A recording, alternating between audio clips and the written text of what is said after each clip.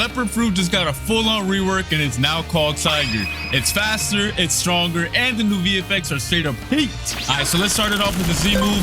The visuals look way cleaner.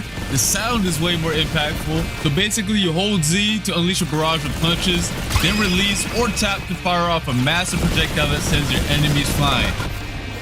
X move also got a complete overhaul and it's looking clean. You got two versions now depending on where you use it. On the ground, you are going to fire a blazing wheel that tears across the battlefield and climbs over anything in its path. But once you use it in the air, it's going to turn into a horizontal strike that feels like a straight upgrade from the old move. Alright, so next up is the C ability. And the C ability is actually insane. So just like before, it's going to launch you forward in the burst of speed, dragging your enemies along with you, and once you slam into the ground, it's going to erupt massive spikes. And the move itself looks sick. Next up, we have the F skill. It's going to be your mobility skill just as before. You basically teleport in a zigzag pattern, but the cool part is if an enemy gets caught in your path, you're going to end up with a devastating kick. Alright, next up we have the transformation itself, and get ready because this transformation is insane. Alright, here we go. Look at this model, man. Look at that model. The model got completely changed. The animations are different. The effects on it are fire. Overall, this new model and everything about this new Tiger rework is actually sick. It has fiery M1s, enhanced movement effects, faster cooldowns, speed and jump boosts, damage reductions, and all the other passives Leopard used to have. Alright, similar to the untransformed version, the Z move, all you gotta do is hold it to unleash a barrage of punches, but now it looks even more impactful.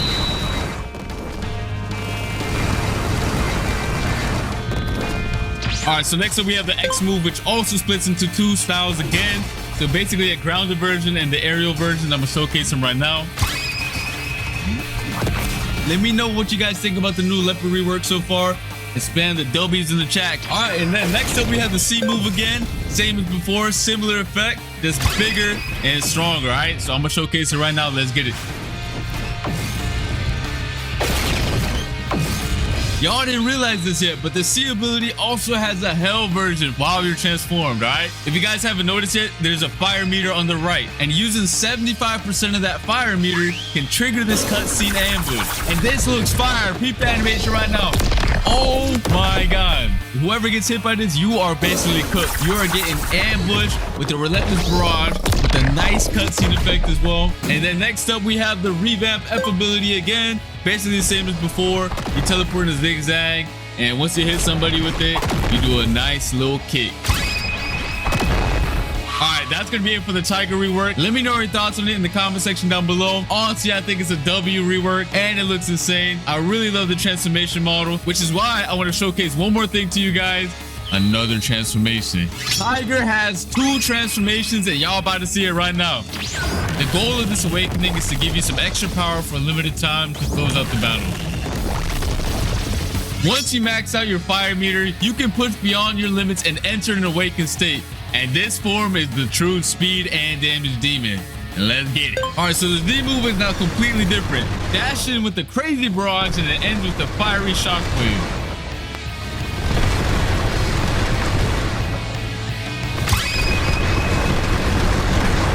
And then next up we have the X move. Basically, you charge a blazing fireball in your jaws and launch it as a massive, fast-moving projectile in the shape of a giant tiger. And then next up we have the C move, which is going to be even more insane than the previous version, alright? You blitz ahead with razor-sharp claw slashes, ending in an even more devastating finishing punch. And that's not all. So remember how I said this fruit turns into a speed demon? Well, let me show you why. Once you use a C skill while in either tiger form, you gain a massive speed boost.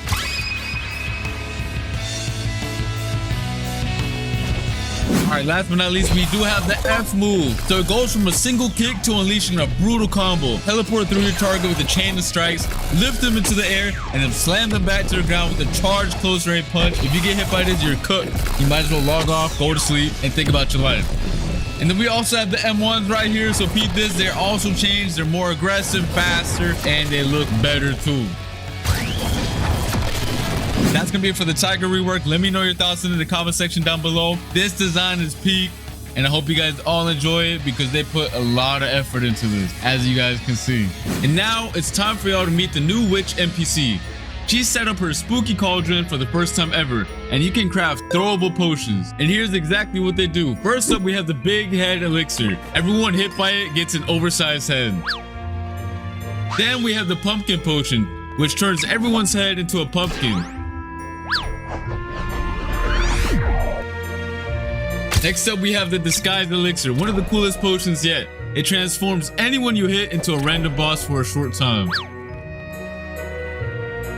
Next up, we have the suspicious growth potion, which is totally unpredictable. It can either shrink players down or make them massive. The lava bomb elixir creates a fiery AoE lava zonal impact. You might want to run out ASAP because it does a lot of damage. And last but not least, we have the candy concoction potion. Everyone who stands in the zone earns event currency, making it both fun and rewarding. Alright guys, let me know your thoughts on these new potions and let's move on to the next. And now, it's time to go trick-or-treating, but with a twist. When the clock hits the top of the hour, the sky shifts into a haunting orange dust, signaling the start of the trick-or-treating event. A small candy icon is going to appear in your compass, letting you know it's time to head out. For the first 10 minutes of every hour, players can explore the towns and go door to door for some spooky surprises. Throughout each town, a few doors are going to be transformed into special interactable trick-or-treating doors. They're going to stand out visually so you'll know exactly which ones to visit. But be warned, once you knock, you never know what's waiting behind those doors. You might end up with a trick, or if luck's on your side, you're gonna score yourself a treat. Those treats are the candy you'll need to redeem exclusive new rewards at the Haunted Gacha. But be warned, not every door gives candy so easily. There are rumors of one door that's different, one that looks like the others but feels wrong. Inside waits something far more dangerous than any trick. The new werewolf boss.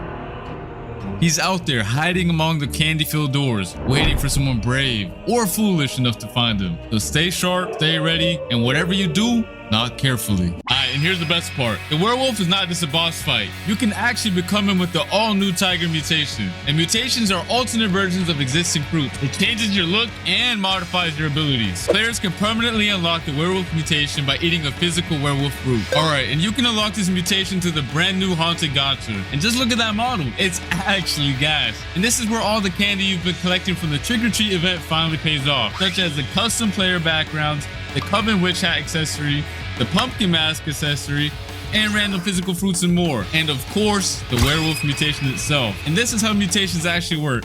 Anytime you equip the tiger fruit in the future, you can re-enable the werewolf mutation instantly through the mutation menu. You can find the mutation menu inside your wardrobe.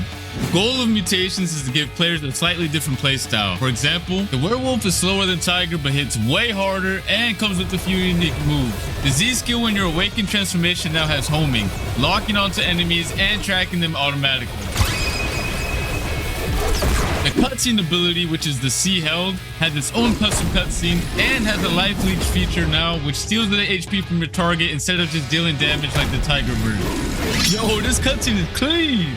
And don't forget, the other skills will also have some small changes to support the werewolf's tanky playstyle. And yeah, that's basically it for this update. Hope you guys enjoyed everything you saw in this video. We have the new trick-or-treat event, we got new potions, we got the werewolf mutation, we got the werewolf boss, we got the new tiger rework, which is absolutely banger. Anyways, I think this is the W event overall, and I'll see you guys for the next video, alright?